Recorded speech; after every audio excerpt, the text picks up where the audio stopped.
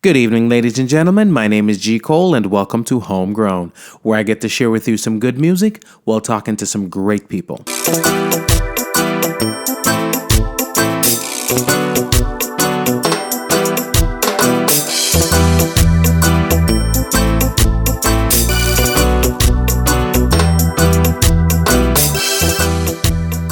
Hello world, I hope you're feeling as good as I am. I want to big up all my homegrown listeners out there and welcome all the new listeners. If you haven't yet subscribed, please do, so we can keep you updated when new material is available. We will be posting new episodes bi-weekly. We're now available on Spotify. This is episode 14. Love and hate can never be friends. Oh no,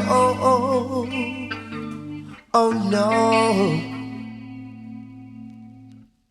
Here I come with love and not hatred.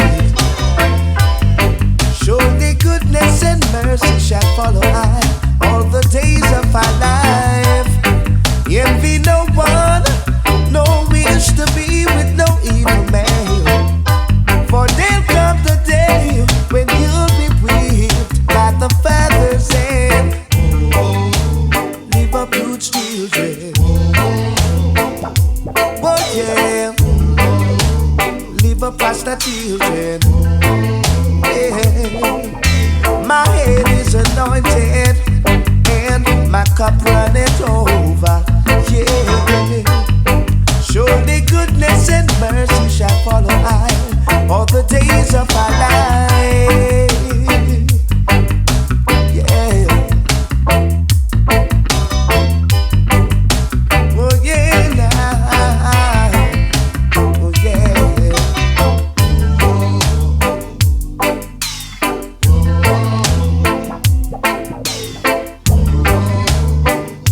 All right. Here I come with love and not hatred. Surely goodness and mercy shall follow I all the days of our life. Envy no one, no wish to be with no evil man. For there'll come the day when you'll be whipped by the feathers and live up good children. Yes. And that one is the late Dennis Emmanuel Brown, the Crown Prince of Reggae Music. That song is Here I Come from the album Love and Hate. Ladies and gentlemen, today is a special one for me. Today's topic is real estate, one of the things that all successful people have in common. And this is the first of a couple of times that we're going to sit down with Sharon. As the info as far as real estate goes, it's pretty fluid. The laws change, the market changes, and so forth. So first of all, let me introduce you to Sharon Flood and have her introduce herself and tell you a little bit about herself. Sharon, welcome to Homegrown. Hey, it's a pleasure to be here, Greg. Thank you. Let them know who you are and what you do. Okay, well, my name is Sharon Flood, and I'm a real estate agent. I've been with RE/MAX since 2006. I am developing my own real estate team within my brokerage, and really just pride myself in trying to help buyers and sellers achieve their goal, whatever that is, relative to real estate. Nice. And you did that with us. You did help us to achieve ours. So on behalf of Krista and I, thank you. Well, you're welcome. Now, when I was in school, I was taught that the only asset that doesn't depreciate is real estate. And of course, with the recent housing market crash, and of course, that wasn't the first time, but that's the first one I can reference. Mm-hmm. We see that might not always be the case. But I personally feel like if it's your home and you're not in the market to try and flip it, then you'll always be ahead anyway. What do you say to those people who now question the validity of real estate being the safest investment option? Great question, Greg. I think that if you look at real estate for the long haul, then it always is a great investment. In fact, if you think about it, we always need a place to live. Mm-hmm. So you're either going to be making your own mortgage payment or you're going to be paying your landlord's mortgage payment. So which is better, right? Over the long haul, what they've discovered is that the people who own their homes have more net worth than people who rent. Yes. Okay? And so from that perspective, I think that it's a smart idea to own the house that you live in. Mm-hmm. Now, from a perspective of does real estate depreciate? Every time we have a recession, real estate will go down in value. Right. But typically it will recover as soon as the economy starts to recover. Right. I think the last recession was probably one of the deepest cuts to real estate, but that was preceded by one of the biggest real estate bubbles ever. True. Right? So if you think about it, we all knew that houses Yeah. going up 20, 30% a year was unsustainable. And at some point in time, we were going to end up giving that back. And that's what happened with the last recession. So I wouldn't use that as a frame of reference for making a decision about whether you're going to invest in real estate. Right. And I think, even the investors who owned a lot of investment properties, I've talked to some investors who owned over 200 properties, and what they said to me was during that recession, they were able to pick up real estate for pennies on the dollar, right? So from that perspective, for them, that was a great buying opportunity. In addition to that, Greg, rents went up. True. So a lot of people who lost their homes ended up having to rent. And so all of those landlords were able to jack up the rent. Right, And right. so their rate of return on those investments actually increased. So depending on which side of the fence you're on, Yes. somebody's always benefiting. That's correct. So, Recessions are a great way of shifting wealth. I've always thought of that. It's like no matter what it is, recession, depression, whatever you think of, somebody's It's going to make something. money. Yeah. That's correct. Might as well be me. That's right. Might as And well be me. honestly, Greg, I've helped normal, just regular people who needed a place to live. Mm-hmm. They bought a home, and maybe a few 4 years later, 5 years later, they had a reason why they wanted to sell, Right. and they walked away with more money than they were ever able to sell in that period of time. That they were able to save rather in that period of time. Right. So had they not owned that property, Right. then they wouldn't have been able to walk away with $60,000, $70,000, $80,000. It's a start, and I feel is. like I said, it's stability. Right. Most people who have a home have some form of stability. I remember when I was 19, 20, entering the workforce, my VP at the time used to say to me, if you have an apartment, get a condo. If you got a condo, get a townhouse. Right. Townhouse, get a single family. That's correct. And if you got a single family, put some granite in it. That's what I used to say. You need a place to live. Yeah, you do. And what it did, and what I realized afterwards was that it was stability. One, I had a responsibility, so it gave me a reason to go out there every day and bust my butt. Right. But that's the same real estate that came back and was a start for me, the trajectory I'm on right now. Whatever it was to put down on this house came from that. You know what I mean? Whatever investments I had, it started there. So it's kind of like you got to start somewhere. If you're going to start somewhere, it's just real estate. That's correct. Well, we live in an information age where pretty much everything is available online. Mm-hmm. The information is limitless and endless. If I can personally, though, this is just me, I reach out to the professionals for everything. One reason being, I'm one of those guys that if it goes left, I need somebody to blame, and I'm not blaming me. So in this new age, I'm just keeping it real. That's just me. But in this new age, why does, and I'm going off of conversations that we have all the time, because everybody's a do-it-yourselfer. Right. Why does one need a realtor right now, and why is it important not to venture in these murky waters of real estate on your own? Well, that's another great question. Well, the key is that if you're not an expert in the real estate field, then you can get burnt. Right. I've seen people get involved in contracts that, well, first of all, this contract, when you buy a property, there's a legally binding document that you're signing and you're obligated to. And most of those contracts are 12 pages long, okay? And that's a small one. Yes, that's correct. And so there's a lot of obligations that a buyer will have Right. throughout the course of that contract. So why not have somebody who specializes in that field to help to guide you along the way? Right. So not only are you going to get market information, which is going to give you an idea of how much the comparable homes are selling for so that you actually can make a good decision Right. about what the right pricing is. But you're also going to get contract information. You'll also get some resources like who are great vendors, somebody Right. to do your home inspection, somebody to do the title work for you, so that you're not kind of out there on your own fumbling, making mistakes. Because, True. oftentimes it is one of our biggest investments. So you really, so you really want to get really great advice. But the thing is that the real estate agent's paid for by the seller. So it's free to the buyer. that is true. It's not costing me anything, right? That's exactly right. That doesn't happen every day. There you go. So you might as So- well have somebody by your side who specializes in that field that On really somebody can help else's you. dime. Yes. I like it. I like it a lot. And as you say that, you are correct. I do remember as we went through the process with you, these people showed up. I know where they came from. The inspector, of course, who I now know and have a good relationship with, but the inspector, I didn't I didn't bring them to the table. The mortgage broker and so forth. And it was suggestions. Like I said, it's your avenue of expertise. Nobody goes to the doctor and say, you know what, I'm going to go home and operate on myself. That's correct. So, whatever it is that you're doing out there, you want to find a professional to do it. So at least those are, and I say that because as I have conversations with people, there's always those people who are, no, I could do this by myself. I could do this by myself. It's not a tire. It's not, and I'm not talking about a car tire either, because we can't do that ourselves either. I'm talking, it's not a bike. It's not something as simple as that. They're experts in the field for a reason, and that's why I take the approach of I need a realtor. So I just wanted the world to hear that. Yeah, and there are plenty of lawsuits that occur over real estate because people don't know what they're doing, and they make mistakes along the way, and these are mistakes that can cost you quite a bit of money. Yeah, we're in a lawsuit happy kind of society too. So That's sometimes correct. I feel like people are just sitting down waiting on you to make an error. That's correct. And even as a seller, I think you should get, even though you're paying the real estate commission, I do believe that you need a professional.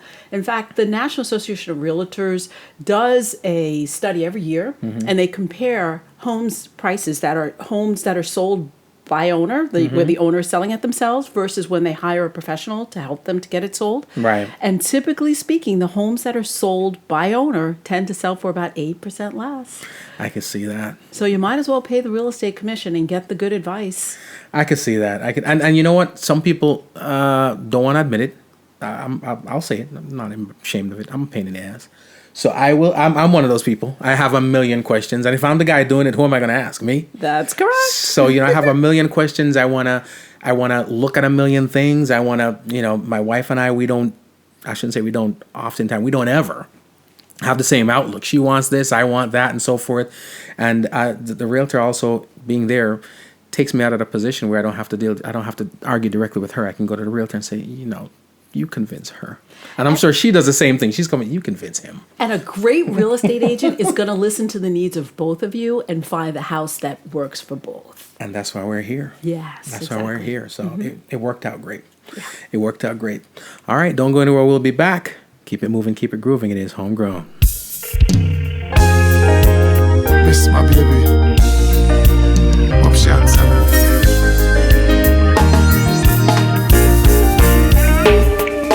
Hello baby, can you come over? Right now loneliness taking over. Me need you tonight, yeah me lover. Come warm me up under the cover. Make me rock till the lampshade turn over. Rub me chest, rest your head on me shoulder. And make we listen some Anita Baker. Make love till we wake up the neighbor. Girl, you're all I need, and I'm always missing you. Miss you, baby. Miss you. I need your tenderness. I can't resist you. Miss you, baby. Miss you. Girl, look me up, squeeze me tight and close. Come here, make me brace you for me king size post. Me and you forever, girl, now go divorce. We toast to long life, we are prosper the most. Love you tone of voice when you call me name. Over and over, she scream again. In my arms, me want you to remain till the sunshine come out again. Girl, you're all I need, and I'm always missing you. Miss you, baby. Miss you. I need your tenderness. I can't resist you. Miss you, baby. Miss you. Girl, you're all I need, and I'm always missing you. Miss you, baby. Miss you. I need your tenderness. I can't resist you. Miss you, baby. Miss you. Hello, baby, can you come over? Right now, loneliness taking over. Me need you tonight, yeah, me lover. Yeah, man, and that one is Come Over, Busy Signal from the album Reggae Music. Again, that album, that modern, make sure you're going to get it. If you don't have a copy, go and get it. It's beautiful, beautiful, beautiful music. All right, so we're still here with Sharon, and we're talking about real estate. Here's a question I have. And of course, a lot of the stuff I mention, a lot of the things I talk about are things I've experienced myself. But before I ask the question, all the newlyweds, all the recently engaged people, just chill out. All right, it's just a scenario. And I've seen the scenario play out time and time again. Husband and wife buy a home. You're doing the traditional paying your mortgage, raising your family, and so forth. And then divorce happens. All of a sudden, the home's lost. What advice can you give to people who are going through domestic changes as it comes to their real estate so they do not lose their investment? I think the most important thing is to hire a professional. You want somebody who can guide the both of you. And, oftentimes what we're finding is with domestic issues is that they're fighting. And so they're not in agreement on things. Right. And so they're sometimes not even in agreement on who the real estate agent's going to be that's going to help them. So I feel like the most important thing that you can do is to do a lot of research and try to come up with somebody who's going to represent both of you, even though you're maybe on opposing sides of what you're trying to accomplish. Right. But remember that when it comes to your property, if you can be objective about the approach of getting it sold and getting it prepared for the market, taking the emotion out of the fight and dealing with that asset, because that asset's probably going to be one of the largest marital assets. Yep. Right? So you don't want to let the fight get in the way of your money. Right, that's true. And I've seen that happen. That is so true. Yeah, where we have issues with access, or we have issues with, I want this person because they're my friend and I'm getting some back. Yeah, I mean, just do the right thing. Right. Find a professional that's going to help you guys get this done. It's almost like ripping the Band-Aid off. Get it done quick. Yeah, Cut the pain. And then take the money from your sale and buy something else. Right. So oftentimes I've had a couple of folks that unfortunately, I've helped them buy a house and then they got divorced. But they walked away with quite a bit of money. And I've seen some just take the money and blow it in a year. Right. I've seen others take money and invest it back and buy another property. And then those folks now have equity that they've built in their new house, where the other one has kind of got an empty bank account after a year or two. So, yeah, it's and I ask because it's something that I see happen, and it happens too often. I'm not saying, if two people are going their separate ways, very rarely is amicable, no matter what anybody says. And oftentimes, and one person, let me rephrase that. When two people break up, one's cool. Right. That's why they broke up with the other person. Exactly. The other person is not. So, like you mentioned, sometimes people are coming at it from a standpoint of not necessarily logic, but just being vindictive. But at the same time, sometimes, like the situations I've seen, it's not obvious on the surface whether there's people just being vindictive, but it does seem like it's a struggle, and it's more than one scenarios where they actually lost the property. So, yeah, that does happen, and that's really unfortunate because oftentimes there is equity in the property, and if they're smart about how they handle that, then they can both walk away with money. Right. If there is no equity in the property, well then, get it sold, move on, rebuild separately. Yeah, and I'm sure also if they get out of it the wrong way, however you're going to get out of that situation and be at a loss is probably going to be a negative blemish on your credit too.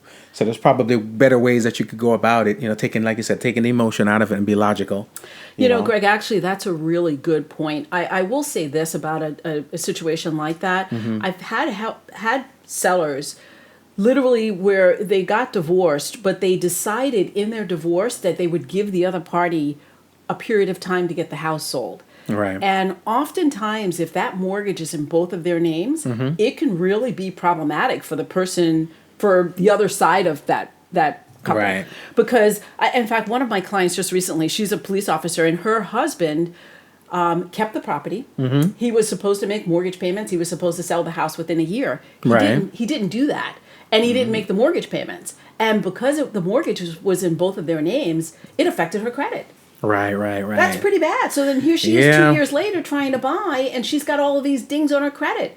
I actually had to work with her to get her to a lender that could isolate that situation and see that it wasn't her fault. That literally was willing to do a portfolio loan for her and say, you know what, this was the X. We can see what happened here. Since you moved out, you've paid your rent on time. And so we were able to get them to make an exception in a situation like that, whereas a traditional lender wouldn't have done that. They would have just said, doesn't meet our guidelines. Too bad. Right. And I guess that in itself, based on what you just said, is another reason why you should get yourself a realtor, and a good one too. And again, why you should rip the Band-Aid off, get the house sold, walk away, do not not have the long-term Yeah. entanglement with the mortgage and things like that. It's crazy. Yeah. Don't be broke. Get some money so you can go party with the new boo. Exactly. Or whatever. Exactly. And maybe this is a question for the legal team, but we're talking now post divorce or separation. But what measures can you take before purchasing that property? It's and I know it's an awkward question because it's almost like a prenup. It's almost like saying, okay, we're going into this, but let's prepare for the worst. Which I don't have a problem with, but some people look at it as, man, you're planning for the failure. Nope, I'm just going by the stats. So, but it's one of those scenarios. Are there things you can do while purchasing or before purchasing that would, help out in a scenario like that? Should the fairy tale come to a conclusion? Not really. It's just cooler heads need to prevail when you're meeting with a divorce attorney. And honestly, I feel like when it comes to the divorce, it's better for the couple to come up with a scenario of how they're going to split things amicably and come up with an agreement and then reach out to an attorney and say, put this in writing, let's get this done. Right. And usually you can get that executed very quickly for less money than if you create the War of the Roses. Right, you create right. the war, and now the attorneys are the ones that get stacked with all the money that you've got invested in, whatever your assets are, it's going to be shifted to them. Yep. And you guys got this fight going on. That's really not going to help you. Yeah. It will help the attorney. It absolutely will. And it's already a sad scenario if whenever those things do happen. And sometimes just kids involved, and you would think that one person say, okay, you know what? Let me leave that over there so that the children have somewhere to. But again, you don't know the intricacies of the situation, so I'm not going to assume anything. But it's just, I always wonder, what can be done pre. I'm that type of person where I focus on what preventative measures can be taken. But I guess the most is not buy it or not get married to her or him or But whatever. you have to buy it. It's a smart thing to do for your family, right? So because your family needs a place to live. So you do want to do it. You want to get the mortgage together. Okay, Right. I think in most cases that's the smartest way to handle it. And really, we don't want to plan for failure in advance. So I think most people go into the marriage, into buying a home, with the expectation that things are going to work out well. But we get auto insurance. We make sure just in case we hit somebody. That's planning for the worst. Yeah, there's no divorce insurance. Maybe that's a product we can come up with down the road. Copyright that one. Let's see what we can do. It's necessary. All right, no problem. We're going to get in some more stuff when we get back. Keep it moving, keep it grooving. It's Homegrown.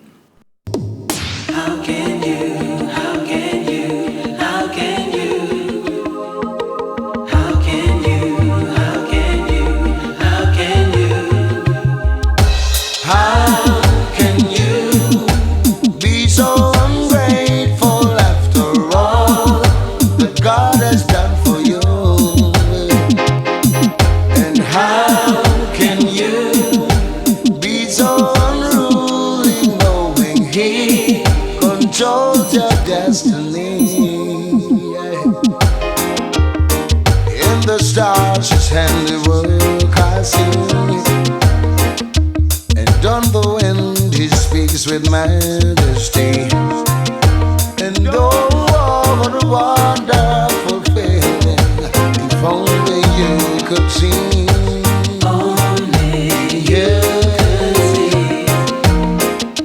it was ordained for us to live in peace, not to hate each other, living like beasts. Why do we fight every day, not living the Father's way? Living the Father's way. How can you be so ungrateful after all that God has done for you?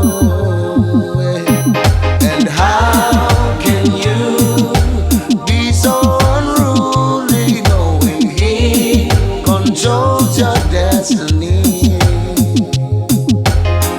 Out of love and grace, He gave us life that we can live, yeah. But we don't appreciate love, so we'll live in hatred and no love.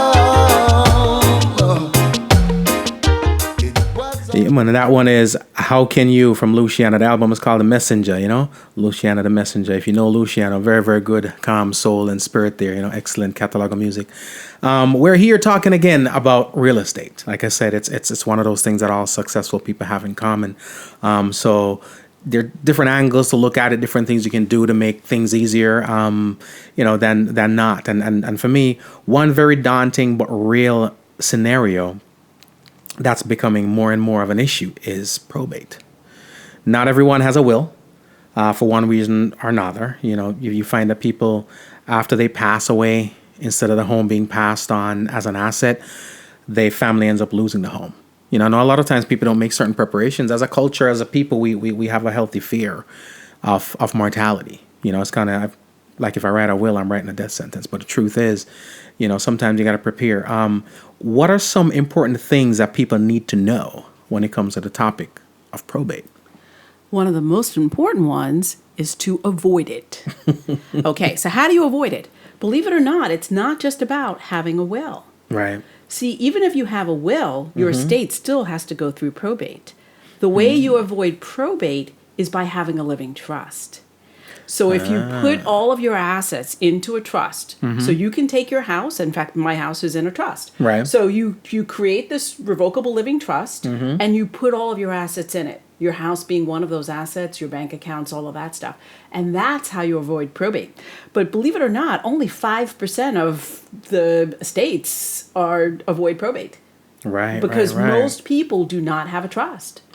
I'm sure the costs that are included in getting probate done is probably very beneficial to the state too. So they don't mind you not having. Well, yes, that's one. But you know who also benefits? Attorneys. I'm working on a probate situation right now, and the attorney is making $5,000 she's making more than the heirs. Wow. Right? So that's so not the right. heirs are getting about $1,500. That The ain't attorney's right. getting $5,000. So really, that would have been money that would have gone to the family had this person had a trust. So a living trust. A revocable living trust, revocable. yes. And making sure that it's fully funded, which means all of your assets are in it. Because sometimes people create the trust, but then they may refinance the mortgage and forget to put the property back in the trust.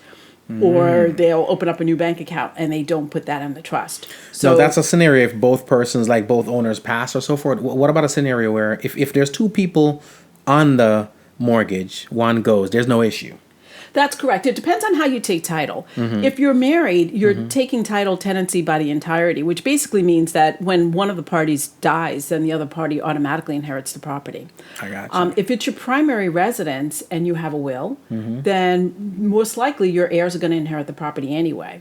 And if it's your primary residence, it automatically, essentially, title is easy to transfer to them. But the probate process, it involves all of the other liabilities and things like that. The house being one of those items that's part of that probate process. So really, the key is to avoid it by having the trust. You're going to save money on attorney fees and things like that, so you don't have to deal with the probate, and it's a whole lot easier. Right. Because now it's just a family making decisions about, what they want to do with the property. Right. Sometimes it'll happen where, the heirs will keep the property. It's, maybe been in the family. Maybe it's only one of the parties is deceased and the other one is still going to continue to live there. Or maybe one of the kids will move in. Right. So it's not always going to get sold. If it is going to get sold, here's a really important tip. You're going to get hit up by a lot of folks, mostly investors. A lot of investors will check the probate filings. Right. Because they often know that family is kind of at an emotional disadvantage. Okay? Right. And so oftentimes they can say, well, we're going to pay you cash for this property and we'll be able to close in 2 weeks. And oftentimes the family will say, you know what, okay, I don't want to deal with this, fine. Right. But the investors are getting that property from you for 70 or 80% of what it's worth. Right? So if you hire a professional, again, this goes back to hiring a real estate agent, more than likely what that real estate agent will be able to do is to A, give you market information so you know how much the property is worth. They'll give you some tips. Oftentimes what we find with a lot of probate sales is that it may be a property that's been in the family for a long time. Maybe it has some deferred maintenance. Maybe it needs to be updated. So oftentimes we can recommend a couple of things that will add to the value of the property, which means the family then will Hold on. hold on, or make more money from the sale. Yeah. If they opt to. That's correct. If they, yeah. And I, you know what? If I spend money on it, I probably will hold on to it for some more, because by then maybe the emotions are out of it. You know. That's true. So you're hoping, Right? You hope, and you know what? The other thing is this: I was talking the other day about this whole probate situation. It's something I've had to deal with myself, but I realize that some people don't even know what probate is. I mean, in the simplest way of explaining it, what exactly is probate? Well, probate is basically a way of selling out an estate when someone dies. Right. So it allows. So it's basically a filing that announces to potential creditors that this person is now deceased. It gives them the opportunity to have whatever outstanding bills and what have you paid through the estate. Right. So it basically kind of settles that out, transfers property that was owned by the decedent to the heirs, and also pays the taxes, any of the taxes that are due, estate taxes, things like that. Cool. Well, that's a simple explanation. A lot of times these words, you know, we assume that they come with some long, tedious explanation, but I guess that's quick and simple. The conversation of, like I said, mortality is not normally the most comfortable to have. Right. What should people do or start thinking about in preparation for the inevitable, especially, again, for a property that's not paid off? We're talking about, again, we're still on the topic of probate. So now we're talking about what we just spoke about was post. Something happens and we're dealing with it. Let's talk about prior to that. Prior to it, number one, set up that living trust. It's a really easy thing to do. Just find a really great trust attorney, and they'll be able to set that up for you. Most real estate attorneys will be able to help you with that. That's number one. Number two is and obviously, usually when you do that trust, you're also setting up your will. You're setting up a living will just in case somebody's, in the hospital or whatever else, how to take care of that. Right. The other thing that I've seen work pretty well is to add a family member onto the property. Like, let's say, for example, you've got parents, they're elderly, Right. and you know that one of them is kind of getting sick or whatever else. It's probably not a bad thing to add one of the heirs onto the property. Right. In title. It makes it a little bit easier. And then you can do a power of attorney that allows them to make decisions for that other party, especially if they've got issues like dementia and things like that. Right. It just makes things a lot smoother throughout that process. So really what I would say is do the preparation work. Right. Set up the trust, start working on transferring assets, things like that. Start planning. Right. Because we're all going to die. So it's a tough topic, but, unfortunately, it's something we all have to deal with. I'm sticking around. I know. I want to, too. I've got good genes in my family. I'm sticking it out. It's just crazy. It's just, and even with that, to kind of piggyback off of that, I guess there's some importance also in consulting with a real estate attorney. That's correct. Because sometimes, again, from conversations had, we take it for granted and assume our realtors are attorneys. No, we're not. When they're not. No, they're not. So, all right. Well, you know what? There you have it. There's information coming. There's information going. Keep it moving. Keep it grooving. It is Homegrown. Gregory, could you give me a call, please? Thanks.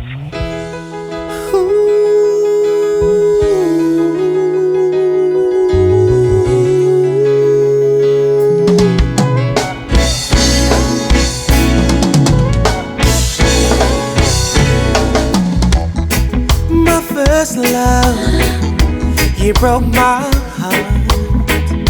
Why'd you go? John tore us apart. I don't know how it is I'm supposed to carry on.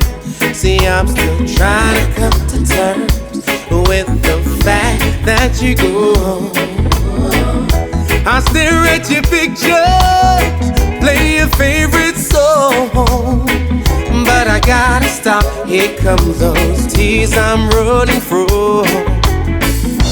Trying to find the comfort that they all said that I would find. Swear that it keeps eluding me, and I'm about to lose my mind. Lose my mind, oh, what I wouldn't do to see you smile again. Oh baby, oh yeah. What I wouldn't do to hear your voice again. I love you, oh yeah. What I wouldn't do to hold your hand again. And I miss you, oh. What I wouldn't do to see you dance again. Oh Lord.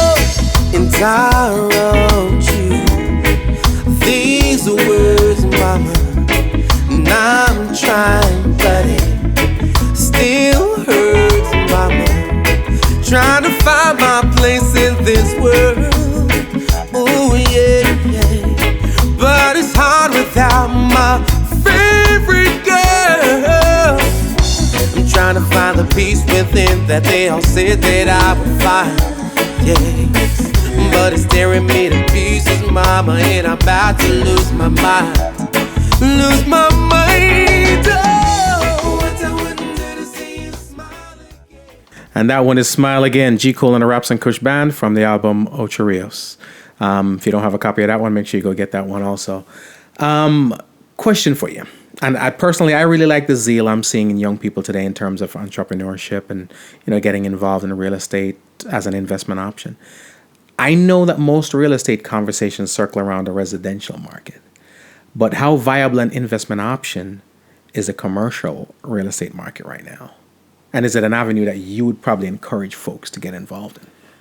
It is definitely an avenue that I would encourage folks to get into, but I would say that you really need, again, it kind of goes back to the same thing. You really need somebody by your side who's got information that they can share with you that's going to help you to avoid some of the pitfalls.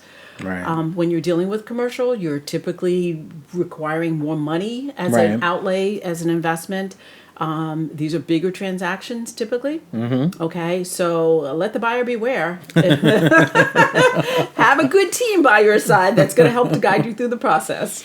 Yeah, because I've been in the midst of those conversations too, and it's something. Now everybody wants to be an entrepreneur, which is great, and people are conscious of investments. I do say, and I'm impressed by it and encouraged by it, that a lot of people, and when I say younger, I mean 30s and so forth, are focusing on investments such as real estate investments and so forth. But not very many people know too much about commercial real estate. We pass the properties and they're for rent, and we always say, well, somebody must be making a ton of money off of that. That's correct. Yeah. And really, from a commercial perspective, really what you're looking for is your return on investment. Right? So you really need to crunch numbers. You need to understand the economy and what's happening, what the trends are. And you need to understand the comps. Okay, so these are all factors that you're going to need to pull together. We have to look, when I say the economy, one of the things we have to look at is that retail is kind of a dying industry. It's kind of in transition. It's online stuff. That's correct. Yeah. A lot of people are going online. So when you look at commercial space, you can look at commercial from a leasing to businesses. Sometimes there's retail space, right? So you want to look at what part of that market that you want to be in and do your homework. Right. Well, lease it to a church. They're popping up on every corner. Yeah, but it's hard to foreclose on a church, right? So you want to make sure that the church is financially sound. Can't drop that pink slip on a church. I know, it's kind of hard. I mean, when it comes to the realtors also, are most realtors just experts in the whole spectrum, or do you have realtors that focus on commercial real estate? There are real estate agents that focus on commercial versus those who focus on residential. And I would say this is that you need to know the difference. You need to understand that even though your best buddy may be great at selling homes, individual homes, they may not be the best person to guide you with commercial. Right. Okay. I gotcha. And again, commercial is going to cost you more money, so it's important to do your homework. Something to think about. A lot of times, again, I do find that sometimes you're sitting down and you have some capital, not me, but some people, and they're just wondering where to put it, how to invest it. Don't want this under my mattress, and the bank's not giving me too much, and that seems like a viable one. The other thing too is the location, because I've had scenarios too where people bought a piece of property and it's not like a home where, if you're not getting what you want for it, you'll just suck it up and charge a little less, and then somebody moves in right away. Sometimes you have the commercial property sitting there and it's just not working. You're sitting there. I've seen spots empty for a year. That's correct. And that's why you really want to do your homework. Wow. You need to look at the trends. You need to look at some economic forecasts for what's going on. Wow. Yeah, you definitely want to have the details and the facts. And that's where the professional comes in. That's correct. Google doesn't tell you that. No. So. No, in terms of investment, and this is different from commercial, but I see a lot of people wanting to flip homes now. Yeah. Right? I was just referred to someone recently who had taken a class, spent a lot of money. She spent upwards of $30,000 on taking this class on how to learn how to flip properties. I hear the ads on the radio.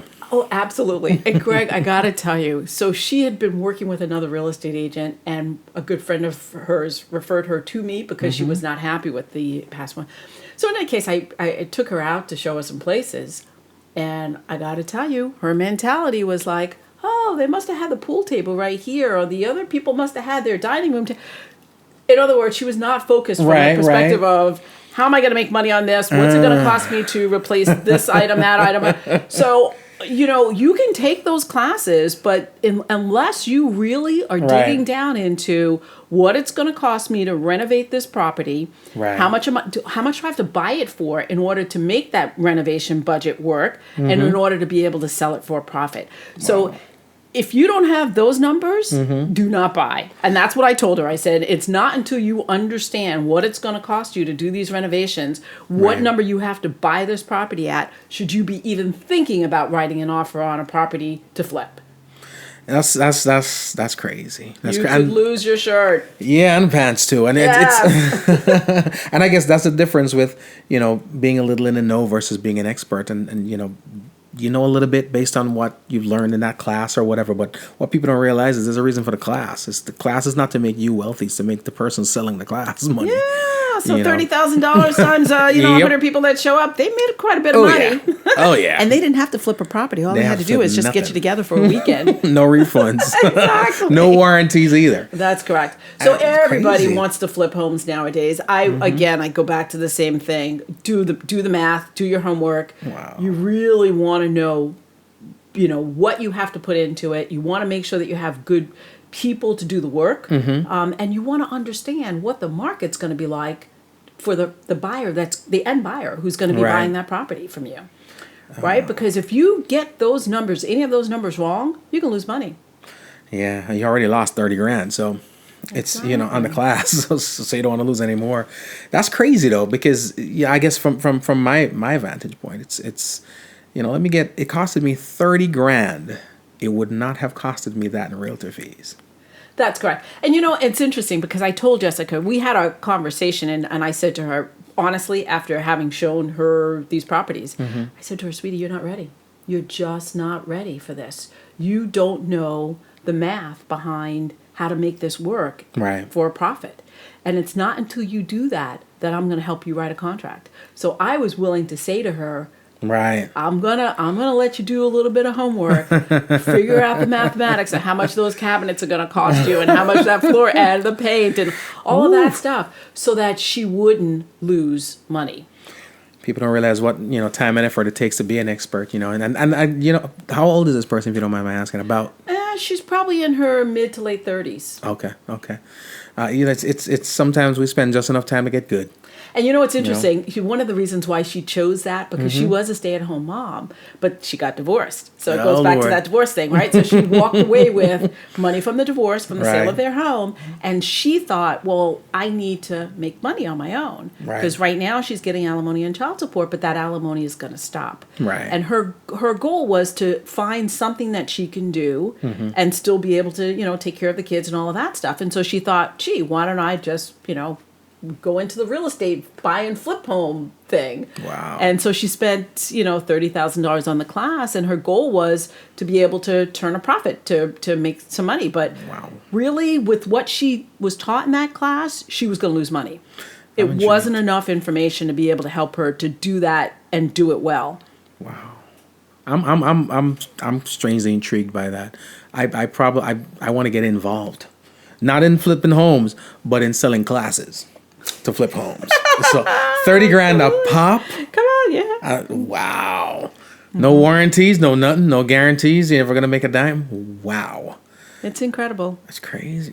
Yeah, well, so, I think that that those classes really are set up for the people who are teaching those classes to make money, and they really don't have a vested interest in whether you do well or not. Right. Because if they did, they would have taught her how to analyze a property from the perspective of what it's going to, what number you have to buy it at, how much money is it going to cost you to renovate it, and they would have looked at individual units. And this is what I told her. I said, you need to be able to get to the level where you could walk into a house, and if it needs a new kitchen makeover. How much is that kitchen going to cost you? Right. Versus if the cabinets are good, how much is it going to cost you maybe just to do the countertops or just the flooring or how much is it going to cost you for paint and baseboards?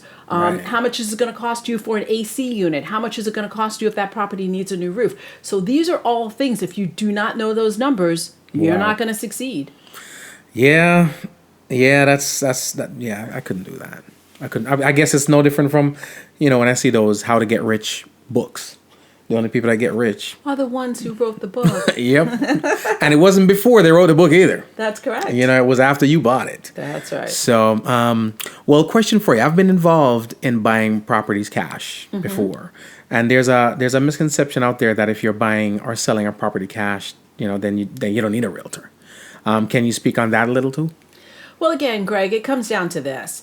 When you're buying a property, regardless of how you're doing the financing, why not get the help of a real estate agent who's free to you? Right. Right? So why not get the help? Again, you get the resources, you get the contract knowledge, you get the market knowledge. So unless you are an expert in buying and selling real estate, get help. Right. That's the best advice that I can give you. Now, if you are selling, again, we've shown that the National Association of Realtors has done these studies that showed that it's better to hire a real estate agent. You get better results. You end up netting more money in your pocket, Right. even after paying the real estate commission, when you hire a realtor to sell your home. Wow. There it is. It's said and done. And again, that's why I want to get the message out there so everybody pays attention. There's so much more information to come. Keep it moving. Keep it grooving. It's Homegrown. Keep moving on. Your love is moving on. Your love is making me strong. Oh yeah. Take this love and receive. You are all I need. I got no trick up my sleeve. Oh yeah, yeah. Take this love and receive. You are all I need. I got no trick up my sleeve. Oh yeah, yes. Thoughts of you up in my head, and every second I feel it spreads, coursing through my vein.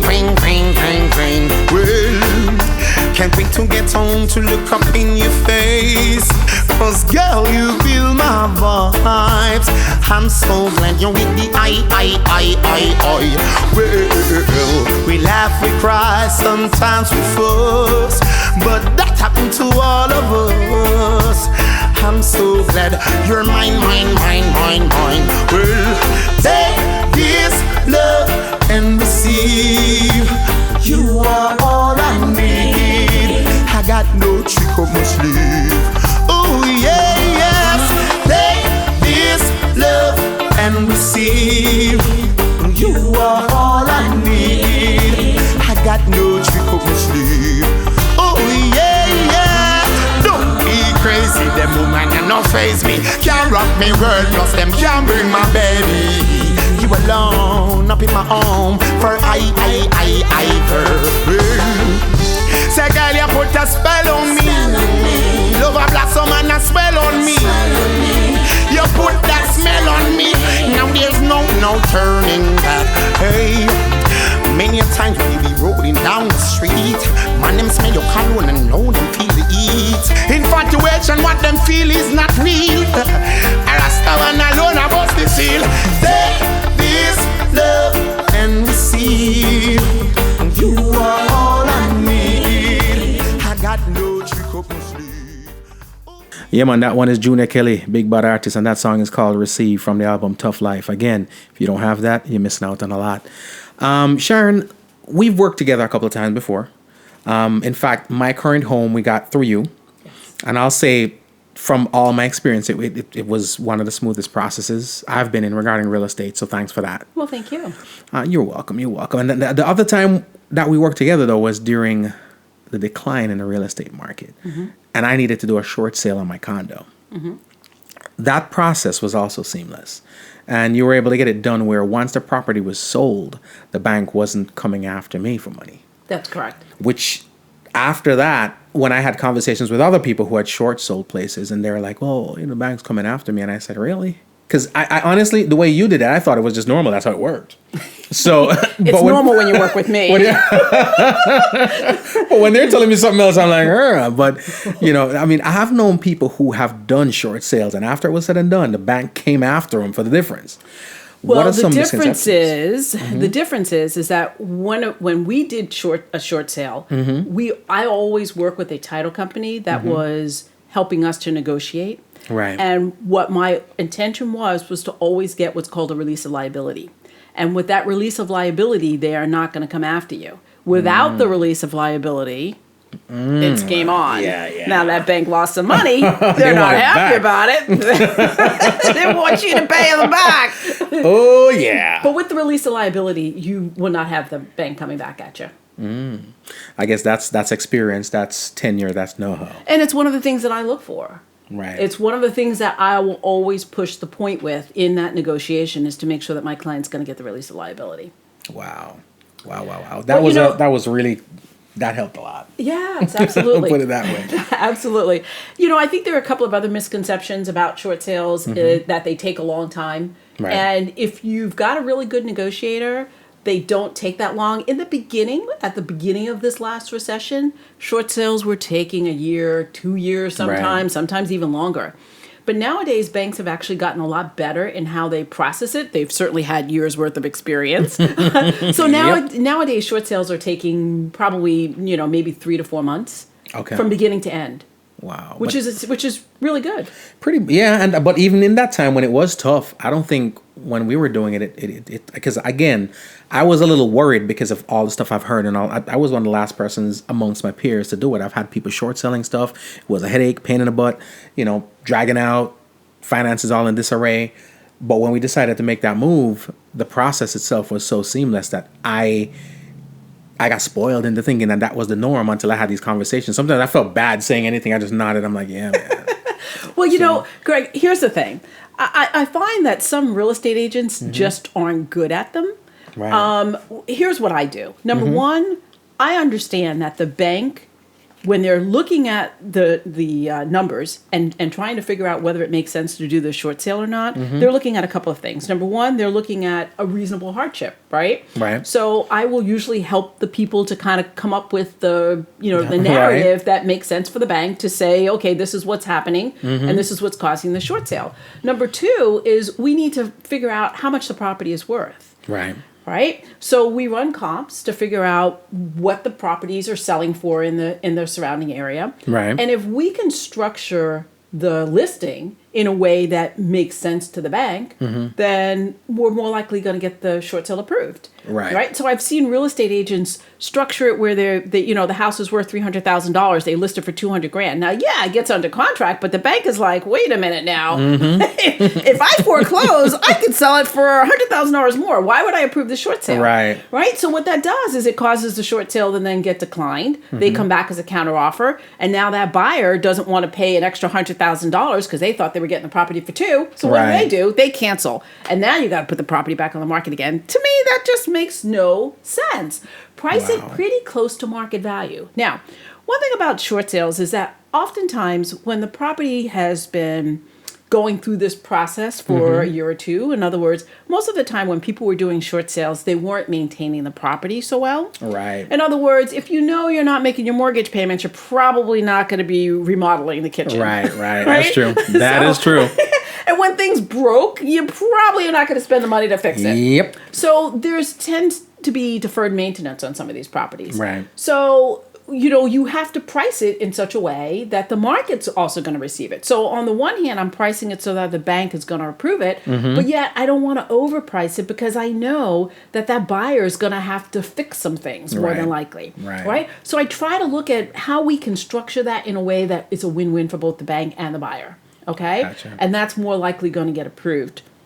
The other thing is to communicate with people all of the information that's needed to make that short sale work. So what I gave you is a laundry list. The bank is going to need this, and this, and this, and this. Get it all to me. So if you give me a complete package that we can submit to the bank, it's a lot easier for the bank to approve it because they've got all the information they requested. Okay. Gotcha. Whereas if we go piece by piece, and it's going to be torture for you. Which is probably why those things dragged out so long anyway. Correct. Yeah, we don't want it to be torture for the bank either, because Right. the negotiators who are working on these short sales, they've got stacks and stacks of files. They may be located in a different state. They don't know one iota worth of, this property on that street. All they know Right. is they've got a caseload that they need to get off their desk. Yep. Your Right? case number 5 of 39. That's correct. So the best we can make that file in terms of complete, in terms of the market value making sense, that contract making sense, the more likely we are to get that short sale approved and get it done quickly. Wow. And you're absolutely right, because I remember, even though it wasn't the original intent, when we were about to do the short sale, I kind of knew that I was going to have to do some stuff. So I, did some upgrades, even though the upgrades costed me money, but it saved me money in the long run because I was able to get that short sale and get out of there, which, truth be told, if I didn't do it, it probably wouldn't have worked out that way. So you're absolutely right. Like you said, people are they're seeing the short sale coming up and they start treating a property as such. But in the long run, what it will cost you to maintain that property and make it appealing for somebody to buy it is probably going to be a lot less than what you're losing on back end. Right, and keep in mind, short sales were pretty much a new event that happened from that last recession. And it's because there were so many people who were underwater with their mortgage. In other words, the house was worth less than what they owed on the mortgage. Right. And Greg, that was kind of it's an unusual circumstance because it doesn't normally happen that much, and it doesn't normally happen that wide in terms of the breadth of the economy, right? Because we had that big bubble, real estate values went up and they collapsed. And when they collapsed, we had a ton of people that were underwater. Literally. Okay. Now, some of those short sales were situations just like life situations. Somebody got divorced. And if you're getting divorced and you're selling the house and you're underwater, you got to do a short sale. Yep. Right? Yep. Some of them were situations where somebody passed away or where somebody lost their job. And so they didn't have the income to be able to pay the mortgage. And so some of the short sales just absolutely had to happen. There was just no other way to get it done. There were a couple of short sales, though, where people just said, hey, I paid more than this property. I'm getting out of here. Why should I pay the bank this money because it's worth less? Because the mortgage was jacked up from the get-go. That's correct. And so we had quite a bit of that happening as well. Hopefully Your realtor should have known better. Well, look, people needed a place to live. We didn't know when.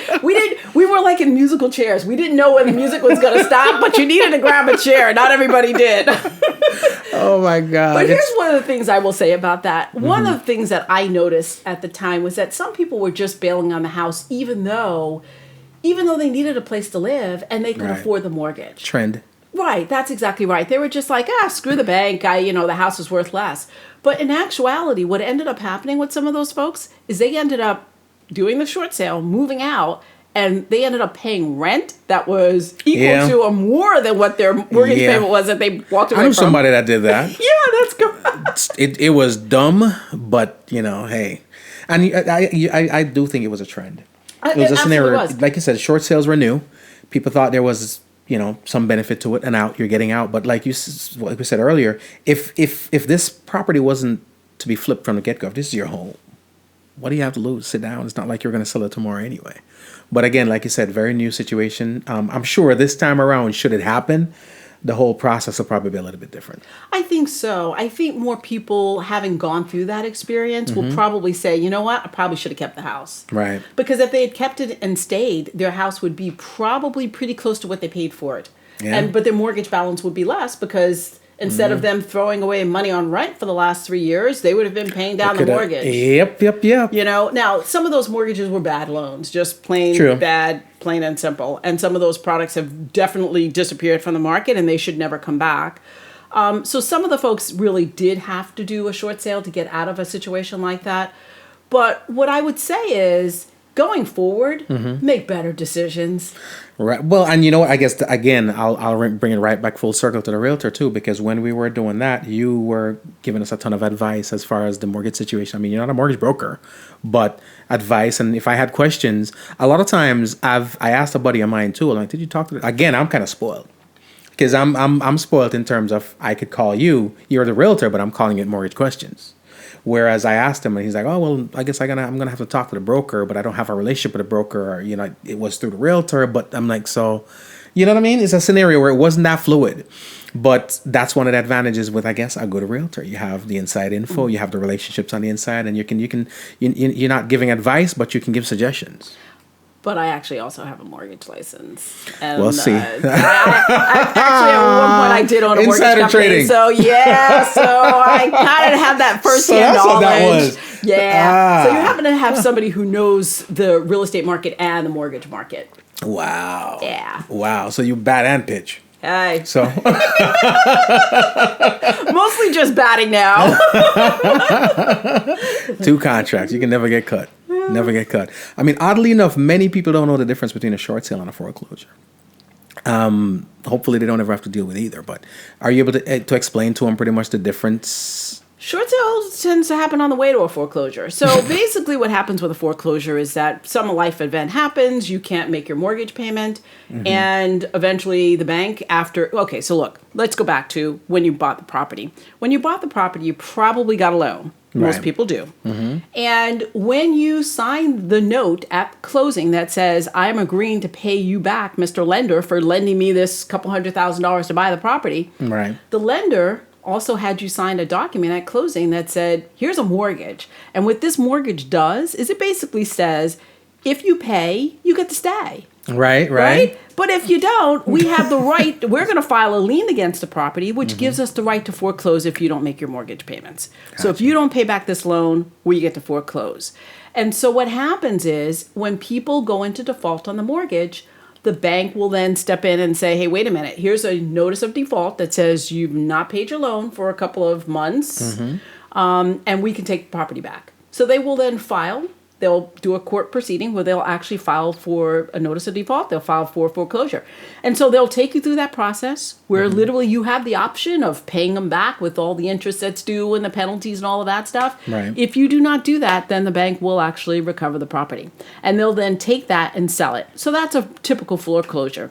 Right. Now, short sales were situations where people were not making the mortgage payments. They were underwater, okay? So they wanted to sell, but the house was worth less than what the current market was. Right. Now, some of those properties ultimately ended up getting foreclosed on. In other words, some of those folks didn't do a short sale, or the short sale wasn't done and approved fast enough before the bank foreclosed. Right. Because we did have situations where people were trying to do a short sale, but that process was separate from the process at the somebody else at the bank that was Right. working on the foreclosure. So you're both racing. of them, that's correct. We were Right. racing the clock in some situations. And so some of those properties, even though the people were trying to do a short sale, ended up getting foreclosed on. So the short sale was basically an opportunity for people to not go through a foreclosure. Right. Now, there's a benefit to a short sale versus a foreclosure from the perspective of the mortgagee, Right. right? And that literally the foreclosure will affect your credit for 7 years, Right. right? So, and the bank, once they file that default, they can actually go back and claim that money that they lost. The difference also. Yeah. So your credit screwed up, and now your bank. And now you could have a judgment for the deficiency, right? Wow. So you may end up having to pay that money back. Whereas with a short sale, if we got that release of liability, you kind of walked away. It affected your Right. credit Little because bit. you had late payments on the mortgage, Right. but your credit was able to rebound a lot faster. In fact, one of the things that I always suggested people do was to kind of work on reestablishing credit, making sure that everything else got paid, so that once the sale closed on the short sale, all the rest of their credit would be good, Right. and it would help to make their credit scores jump up much faster. Wow. And the banks didn't penalize people as harshly on a short sale than they did on the foreclosure. Right. So in terms of guidelines for being able to qualify to buy another house, if you had a foreclosure, you had to wait 4 years, typically, to right, be able to right. qualify to buy again. Whereas versus a short sale where, Right. maybe after 2 years you were able to You're qualify. good again. Wow. So, and I say that from the standpoint of like the penalties. Like either way, it's gonna be it's gonna hurt a little bit. But I the know ding people is right less. now. Yeah, the thing is less because I know people who are still haven't recovered from foreclosures. Yeah. It's It's going to hang out there, and you got to have that deficiency judgment that might be Yeah. hanging out there. So Yeah, and truthfully, banks also know a lot of times that the foreclosure. I mean, the short sale was a business move, more so than a foreclosure was. It could be financial misappropriation. You know what I mean? Or something. Or just you not being responsible with your bills. But a lot of times it's evident. If you've got all kinds of other bills and everything else is perfectly being managed, but you're short selling, it's a business move. And they know the market, and it was pretty common there too. So I guess they see that. But for foreclosures, I know people who are still trying to recover from that. That's correct. Hey, get a good realtor. I did. All right. Anyways, don't go anywhere. We'll be right back. Keep it moving. Keep it grooving. It is Homegrown.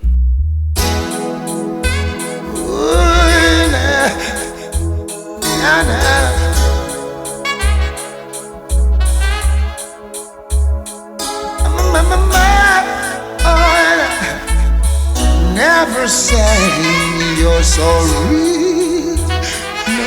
No. Hey, was just the other day. Told me you were sorry. It was not so long ago. We talked about the same thing. Darling, why? Please tell me why do lovers behave in such a way? Yes. Didn't you know that love means never to say that you're sorry? No. How could you hurt the one you love just like you don't care? No, not in such a way. Ooh, nah. Just the other night, you told me that you love me. Whispered in my ear, sweet words I long to hear. And when you touched my spine, baby, ooh, it was heaven divine.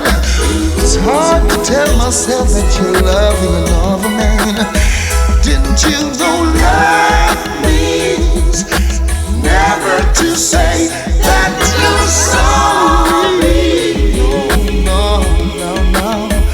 How could you hurt the one you love just like you don't care? No, not in my book, no way. Oh, baby, touch me one more time. No.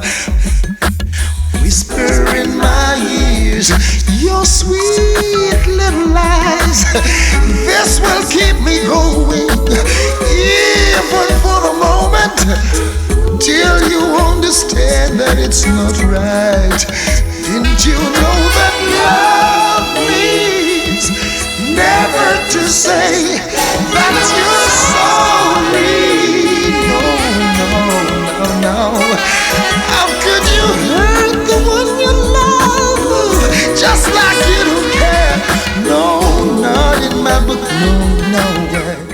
And that's a legend, Beres Hammond. Love means never having to say you're sorry. I don't know how true that is, but it's a beautiful song nonetheless.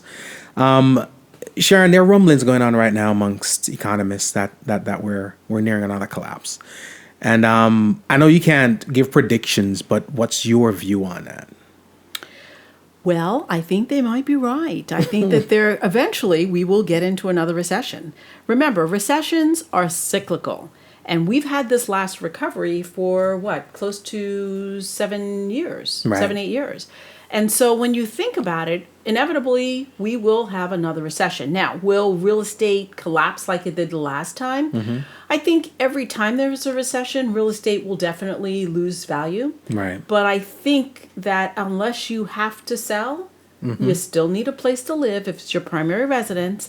And again, we've already talked about how investors were able to pick up properties when they did go down in value for pennies on the dollar. Right. So I think it's going to be another one of those opportunities. So if you are going to be investing, then I would say wait until the hits the fan. Right. And that would be a good time to buy. That's called a buying opportunity.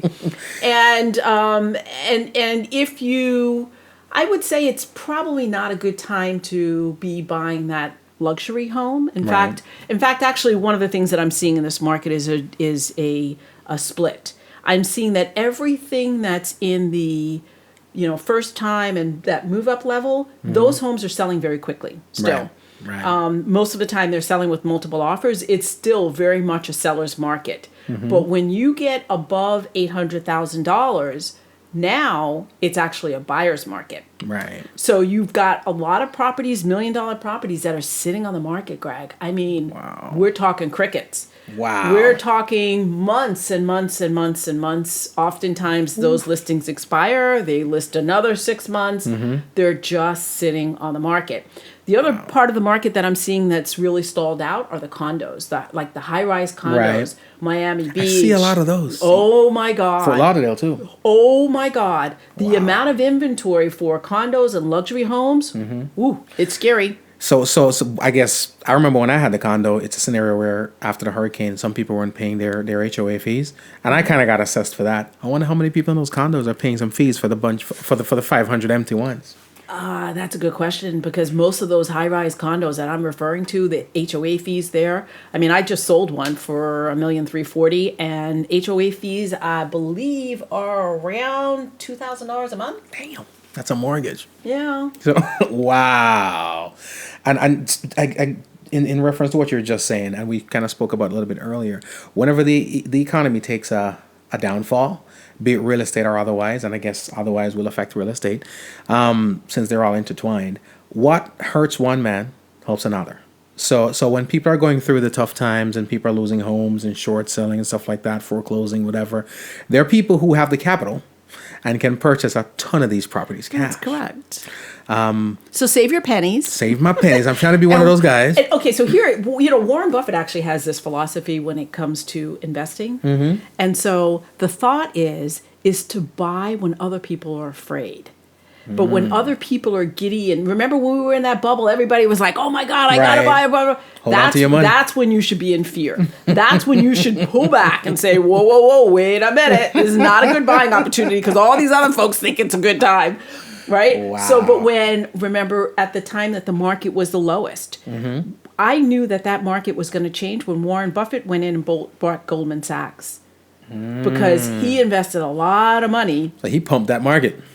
Well, Goldman Sachs was one of the, primary, investment homes. And so when he bought that, I thought to myself, this is a turn in the market. Now, we did have a little bit of a dip after that. Right. But it went off to the races right after that. Wow. So you want to look for signs like that. And I think, the last recession, I thought I saw a lot of investors starting to sell property in advance of the recession. And they bought a lot of properties when the market was at its lowest. In fact, the thing that actually brought us out of that last recession down in Florida, in terms of the real estate market, the residential market, what got us out of that was hedge funds from New York that literally pumped billions of dollars into South Remember Florida, all of those cash transactions that we had going on too? Those were hedge funds. Yeah, everybody's selling and moving. That's correct. They bought billions of dollars worth of property down here because they knew that the market had started to shift and it was heading back up. And they could also get a really great return on the rental. So they were making about 13% on the rental, and they were making about 12% appreciation. So that was about a 25% return on their investment. That was a pretty darn good return. I wish I had some of that capital. It's wow. Sounds quite appealing right now. Maybe go save my pennies. So we will have that opportunity. I don't know that our market will crash quite as much. Right. Although there's some people that are out there that literally are saying that because our population of baby boomers is so large and that they're at the end of their buying cycle. In other words, they're not buying a bunch of furniture and cars and all of that stuff, that when we hit that next recession, it might be a longer, deeper recession. Right. Longer to recover. Yeah. Wow. So kind of keep that in mind. This is what I will say to you. If you need a place to live, you'd rather be an owner rather than a renter. Right. So have a property that's affordable, that gives you a nice comfort of where you can live. So long as you still have a job and you have a mortgage, you can still afford your mortgage payment. Right. Just kind of hang out. So don't take the mindset of an investor if you're trying to be a homeowner. Right. And vice not versa. with your primary residence. Right. But when it comes to investing, wait until the market's at its worst. Right. When it feels like bleak doom and gloom, and you start to see one of two things, like Warren Buffett making that purchase of Goldman Sachs. I knew we were at the end of the worst.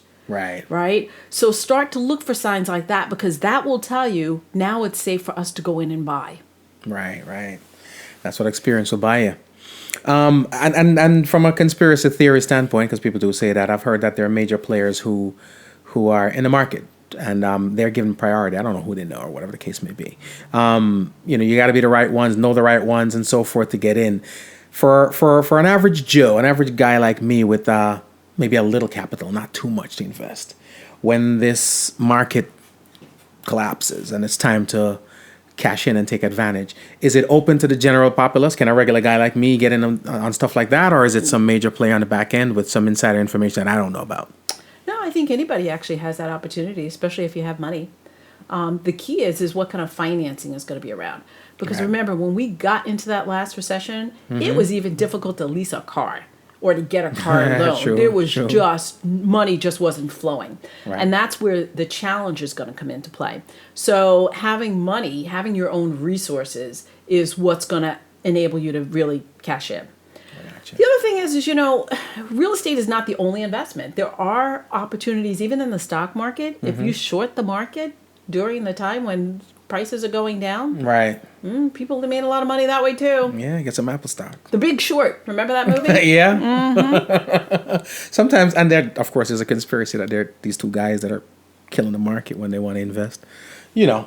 There's a conspiracy that there's two guys running the country in some country club somewhere, and we see the puppets in the White House doing what they do, but it's these two guys on their cell phone saying, do it. So, Yeah. Well, you know what? Just follow what they do. I'd say I put my money with those guys. you never know. You never know. You never know. Well, listen, that's a lot of information. A lot of good, a lot of valuable information. And I hope we can get you back on board. All right, we got some more to go before we get out of here. Keep it moving, keep it grooving. It is Homegrown.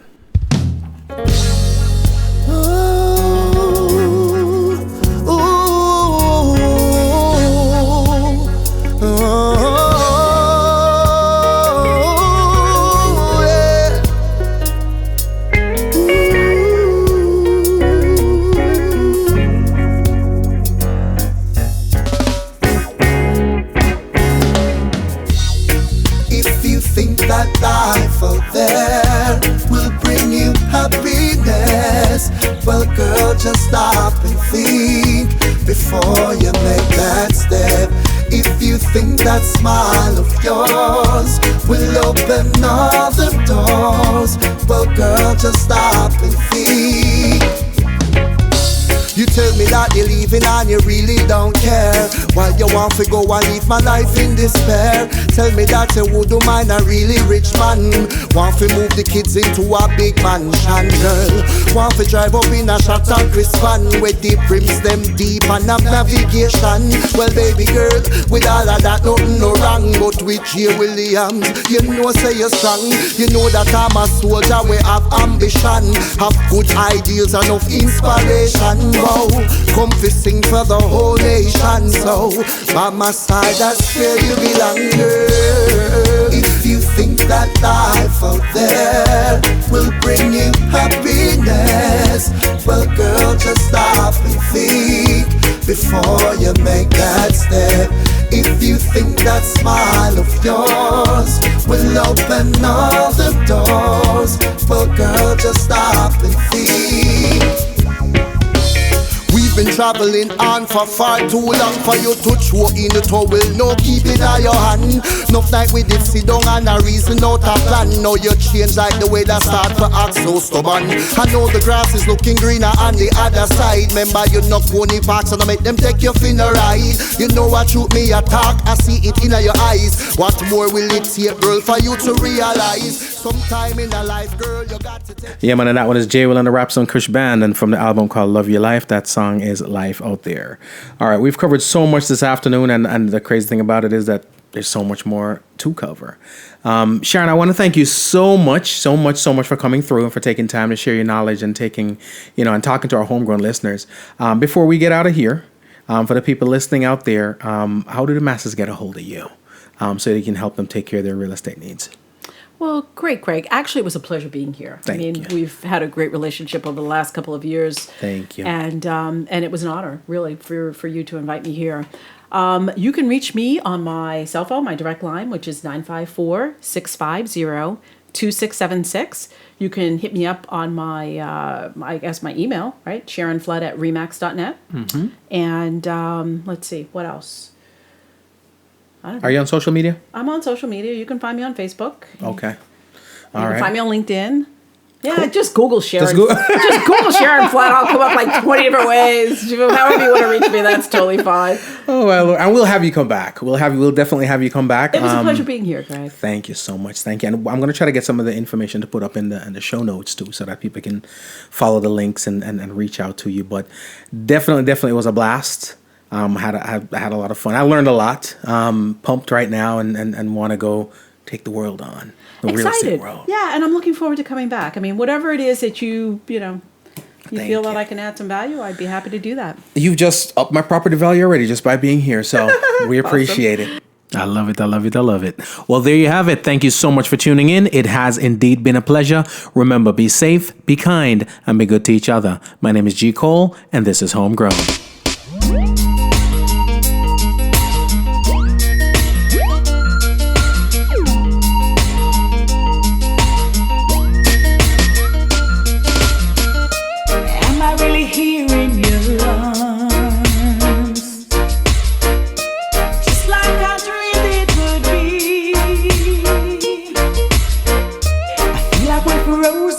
In time,